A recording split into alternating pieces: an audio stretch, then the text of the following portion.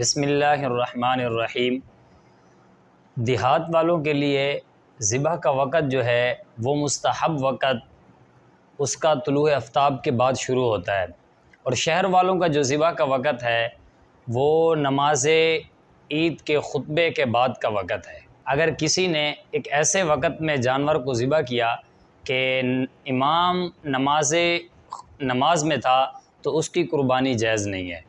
اگر وہ نماز عید میں سے فارغ ہو گیا تھا تو اس نے خطبہ امام نے نہیں پڑھا تھا، تو اس وقت اگر کسی نے ذبح کر دیا جانور تو یہ جائز ہے، اس کی قربانی جائز ہے۔ تشہد کے بعد اگر امام نے سلام نہ پھیرا ہو تو اس وقت تک قربانی جائز نہیں ہے، لہٰذا اس کے بعد قربانی کر سکتا ہے۔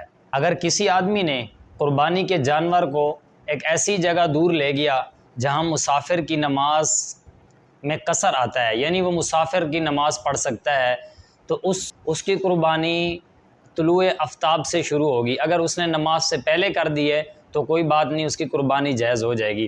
اگر وہاں پر وہ مسافر نہیں ہوتا، یعنی اس کو مسافر کی نماز نہیں پڑھنی پڑتی، تو اس کو پھر یہ ہے، اس کے لیے حکم یہ ہے کہ وہ نماز عید کے بعد خطبے کے بعد ہی وہ جانور کو ذبح کرے گا، اس کی قربانی اس وقت جائز ہے۔ اگر کوئی شہری آدمی اپنی قربانی کہیں دیہات میں بھیج دیتا ہے تو اس کی قربانی اس جگہ کا دیکھا جائے گا، اس کی قربانی عید کے ساتھ اس کا کوئی تعلق نہیں، نماز عید کے ساتھ اس کا کوئی تعلق نہیں ہے۔ اگر وہ دیہات میں بھیج دی ہے تو اس کا وقت جو ہے وہ طلوع آفتاب کا ہی ہوگا۔ اگر اس نے عید نماز سے پہلے کر دی ہے تو اس کی قربانی جائز ہوگی، اگرچہ وہ خود آدمی شہر میں ہو یا دیہات میں ہو۔